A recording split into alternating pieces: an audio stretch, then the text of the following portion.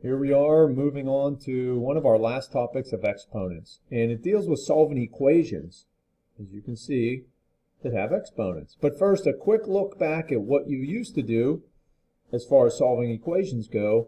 You would solve, if you couldn't just tell with mental math, by using inverse operations. What that means is you do the opposite. See, here's the equal sign. It's like a balance. And if I'm trying to figure out what this number is, some number plus 18 equals -3, I would do the inverse, or the opposite. Plus 18 and minus 18 is the same as 0. And what you do on one side, you have to do on the other. So x is -3 minus 18 is -21. Now we're not solving these kind right now. I'm just trying to show you the idea of doing the opposite. Same over here. 4 times something is 248. And if you think, well, I don't know what that is, well, you would divide. See, that's the inverse. The inverse of multiplication is division, and they cancel each other out. So x is 62. And it's true because 4 times 62 is 248. So now, this is what we will be doing. Okay, so this says some number squared is 121. If you can't tell by looking, and even if you can, for now, I want you to show the work. Now, this is how you'll show the work on the assignment. The opposite of squaring is taking the square root. They are inverses. What you do on one side, you have to do on the other. The square root of x squared is just x. Okay, so the square root symbol and the power of 2 cancel each other out. And on the right side, it's asking for the square root of 121, which is 11. So if we put our answer back into the original problem, remember it said x squared equals 121. This answer is correct because 11 squared equals 121. Okay, look at number 4. It's a little different. That says x cubed. What do you think is the inverse of cubing a number? Well, if you said take the cube root, you're correct. They will cancel each other out, and you'll get x all by itself.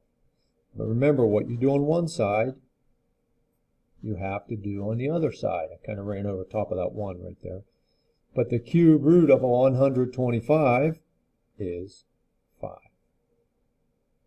So that's all you're really going to be doing is just solving equations that have exponents. And the only exponents will be second power and third power. So same, that's square root, so I just take the square root of each side. That gives me x. Square root of 4 is 2. Square root of 81 is 9. So don't worry if you see a fraction. You can do it. Same, if you see a negative, put that in a calculator, it'll work out because it's asking a question. What number cubed is -27? And you'll have to do cube root in a scientific calculator, and it will give you -3. And that's correct because -3 to the third power is -27. -3 times -3 times -3. So don't worry if you see a negative. Try these two on your own. And I'm assuming some of you paused the video and did it. So that's how you're showing your work. Don't just write answers on the assignment because I'm going to have to send you a message that says you don't get full credit. And you're going to be annoyed. You have to go back and add all these little symbols. So let's avoid that and just do it to begin with. Okay. Now notice it says do not divide. Avoid the following mistake. I'm going to do them correctly first, and I'll show you what I'm talking about. Over here, cube root. They cancel each other out. X is 3. Okay. Avoid dividing. And by that I mean people are going to go 64 divided by 2 and say x is 32. No, it's not. Okay, 32 times 32 is not 64. The same, I'm worried people are going to divide here and go 27 divided by 3. X is 9. Again, no, it is not. 9 to the third power is not 27. Do not divide.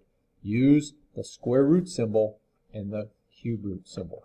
Okay, so this is what the assignment looks like. All this up here just says that you're going to do the inverse operations like I just showed you. These are your symbols. If it's x squared, you'll do square root. If it's x cubed, you'll do cube root. Do not divide, I remind you again. Okay, so by the end of this assignment, you're just solving quadratic and cubic equations. Quadratic just means it's squared. Cubic means third power. That's all. Some fancy math words. Okay, so we'll just do these three right here real quick. I think we just did one that looks like that. Start seeing a lot of the same numbers. I know it's a little blurry. You can zoom in, but sometimes that works. Sometimes it doesn't. Okay, so if that's squared, remember square root, x is 10. And it's 10 because 10 squared equals 100. I know I already told you 3 times. Please do not divide and tell me x is 50. Okay, that says second power, so I'll do the same thing. Square root of both sides. And this one says third power, although we just solved it on the other page. Take the cube root, x is 3. So that's what you'll do here. Don't worry if the numbers look big. You're going to use a scientific calculator. I already showed you what to do for a negative and a fraction. You can take the square root of a decimal. That's no problem. You will need a scientific calculator. Please show work. I will remind you when I set up the assignment. And as always, if you have any questions, let me know.